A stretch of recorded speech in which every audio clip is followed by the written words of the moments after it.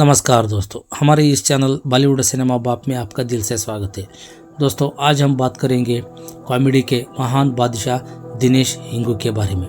दोस्तों, दिनेश हिंगू ने 5 दशक लंबे फिल्मी करियर में बॉलीवुड के हर बड़े स्टार के साथ काम किया है, लेकिन दिनेश कहते हैं कि जो दोस्ती उनकी संजीव कुमार और राजेंद्र कुमार के साथ रही वो कभी भी किसी और के साथ नहीं हो पाई। ये जब हंसते हैं तो इन्हें हंसता देखकर दूसरों की हंसी खुद ब खुद निकल आती है। किसी फिल्म में इनका होना ही इस बात की पुष्टि कर देता है कि उस फिल्म में कॉमेडी का भी बढ़िया तड़का लगाया गया है।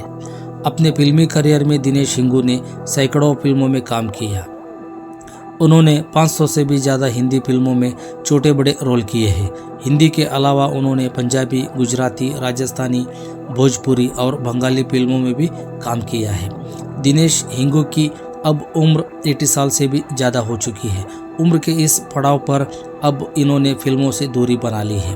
दिनेश अब अपने परिवार के साथ आराम से अपनी ज़िंदगी बिता रहे हैं। दोस्तों, दिनेश हिंगू का जन्म के बारे में बात करें तो दिनेश हिंगू का जन्म हुआ था 13 अप्रैल 1940 को गुजरात के बड़ौदा में। बचपन से ही इन्हें फिल्में देखना पसंद था। छोटी उम्र से ही फिल्मी दुनिया इन्हें अपनी तरफ खींचने लगी थी। इन्होंने तय कर लिया कि ये भी बड़े होकर एक्टर बनेंगे। पहले स्कूल में होने वाले छोटे छोटे नाटकों में हिस्सा लिया और फिर कॉलेज में आए तो थोड़े और बड़े स्तर के ड्रामों में भी काम किया। एक्टर बनने की ख्वाहिश इतनी ज़्यादा थी कि 19 साल की उम्र में एक घर छोड़कर बॉम्बे आ गए। यहाँ आकर इन्हें एक गुजराती नाटक कंपनी में काम मिल गया। उस नाटक कंपनी के हेड चंद्रवर्धन भट्ट थे, जो उस दौर के एक बड़े गुजराती नाटककार थे। जिस नाटक में दिनेश हिंगू को पहली दफ़ा काम मिला, उस नाटक का हिस्सा संजीव कुमार भी थे। इसी नाटक में काम करने के दौरान ही इनकी संजीव कुमार से काफ़ी अच्छी दोस्ती भी हो गई थी। संजीव कुमार इनके इतने गहरे दोस्त बने कि उनके साथ दिनेश हिंगू ने कई सारी फिल्मों में काम किया। दिनेश हिंगू के मुताबिक जब उन्होंने बॉम्बे में पहले नाटक में काम किया था तो उस समय इन्हें मालूम चला कि एक्टिंग क्या चीज़ है। पहले नाटक में इन्हें काफ़ी ज़्यादा मेहनत अपने किरदार में उतरने के लिए करनी पड़ी थी। दिनेश हिंगू ने कई और नाटकों में काम किया और फिर इन्होंने मिमिक्री आर्टिस्ट के तौर पर लाइव शोज भी करने शुरू किए। उस दौर के हर बड़े गायक जैसे कि मोहम्मद रफ़ी, किशोर कुमार, मुकेश, मन्ना डे, इन सब के शोज में Dinesh Hingoo stand up comedy किया करते थे।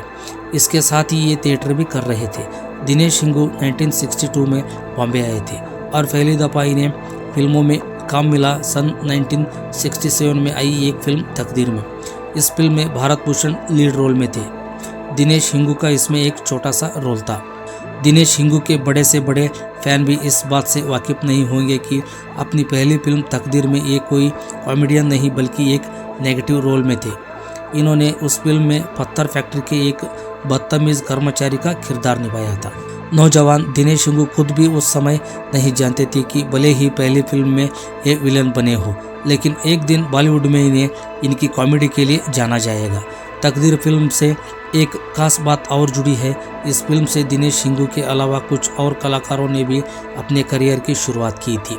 ये कलाकार थे फरीदा जलाल, जलाल आगा और सुभाष घाई। हालांकि सुभाष घाई का रोल इसमें काफ़ी छोटा था। पहली फिल्म के बाद दिनेश हिंगू की अगली फिल्म आई पूरे 6 साल बाद, यानी सन 1973 में, जिसका नाम था जैसे को तैसा। इस फिल्म में लीड रोल में जितेंद्र थे। जितेंद्र का इस फिल्म में डबल रोल था। दिनेश हिंगू फिल्म में प्रेम बने थे, जो जितेंद्र के घर के नौकर हैं और उनके लिए खाना बनाने का काम करते हैं। दिनेश हिंगू जितेंद्र के इकलौते शुभचिंतक थे। जब उन्हें उनकी हवेली में उनके मामा द्वारा मारा पीटा जाता था, ये रोल काफ़ी छोटा था और दिनेश हिंगू को इस रोल से कोई सफलता नहीं मिली। अगली बार दिनेश हिंगू नजर आए 1974 में रिलीज हुई फिल्म विदाई में। इस फिल्म में भी दिनेश हिंगू को रामू नाम के एक नौकर का काम मिला और ये रोल भी एक छोटा सा रोल था, तो कोई कमाल नहीं कर पाए। लेकिन साल 1978 में आई फिल्म तुम्हारे लिए में दिनेश हिंगू पहली दफ़ा कॉमेडी करते हुए नजर आए। फिल्म में उनके किरदार का नाम अनोखे लाल था, जो एक किले के बाहर गाइड का काम करता है। पुनर्जन्म की कहानी पर आधारित इस फिल्म में भी दिनेश हिंगू का रोल काफ़ी छोटा था, लेकिन इस दफ़ा इनको लोगों ने नोटिस ज़रूर किया। दिनेश हिंगू बॉलीवुड में मशहूर हुए थे अपनी हंसी को लेकर। दिनेश की हंसी बेहद यूनिक थी। वो जब भी हंसते थे तो उनको देखा देख और लोग भी ज़ोर ज़ोर से और दहाड़े मारकर हंसते थे। तो आखिर दिनेश हिंगू ने अपनी हंसी का ये यूनिक स्टाइल पैदा कहाँ से किया? इसके बारे में खुद दिनेश हिंगू ने ही एक इंटरव्यू में बताया था। दरअसल दिनेश जब बॉम्बे आए थे तो इनकी नाटक मंडली में एक लेखक थे जो इसी तरह से हंसते थे। दिनेश को जब बाजीगर फिल्मों में कॉमेडियन का रोल मिला तो उन्होंने उसी लेखक का किरदार ही अपने में उतार लिया और इस तरह दिनेश हिंगू बने बॉलीवुड के सबसे अनोखे और सबसे मज़ेदार हंसी हंसने वाले कॉमेडियन।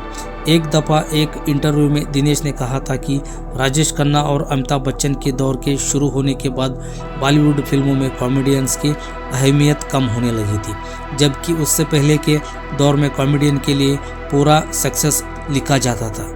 कॉमेडियंस के हर एक डायलॉग को शानदार तरीके से तराशा जाता था। राजेश खन्ना और अमिताभ का दौर शुरू होने के बाद ये ख़त्म होने लगा। इन सितारों के सामने आने के बाद काफ़ी हद तक कॉमेडी तो खुद इनके द्वारा ही की जाने लगी। कॉमेडियंस के हिस्से में बची कुछ लाइनें आ पाती थी और 90 के दशक में तो ये भी काफ़ी कम हुआ था। दोस्तों, इनके करियर की प्रमुख हिंदी फिल्मों के बारे में बात करें तो कुर्बानी, लेडीज़ टेलर, नमक हलाल, शराबी, हम नौजवान, हकीकत, करिश्मा कुदरत का, खुदगर्ज, अनाड़ी, तेजाब, राम अवतार, जैसी करनी वैसी भरनी, नफरत की आंधी, दिल, परिश्ते, नरसिम्हा, पत्थर के फूल, साजन, भलवान, फूल और अंगार, बाजीगर, हम आपके है कौन, गोपी किशन, कुली नंबर 1, करण अर्जुन, साजन चले ससुराल, छोटे सरकार, विजेता, धरार, जुदाई, धूले राजा, हेरा फेरी, हमराज, नो एंट्री और फिर हेरा फेरी। इनकी आखिरी रिलीज फिल्म थी 2011 में आई बी केयरफुल। हालांकि इसके बाद भी ये 2 फिल्मों में दिखे थे, जो थी 2015 में आई हम सब उल्लू है और जस्ट गम्मत, लेकिन इन दोनों में ही इनका रोल बेहद छोटा था। दोस्तों, आज का एपिसोड समाप्त हुआ। मिलते हैं अगले एक सितारा से। तब तक आप हमारे इस चैनल को सब्सक्राइब करो, बेल आइकन प्रेस करो ताकि आने वाली हमारी हर वीडियो की नोटिफिकेशन अब तक सबसे पहले पहुंच सके। धन्यवाद दोस्तों।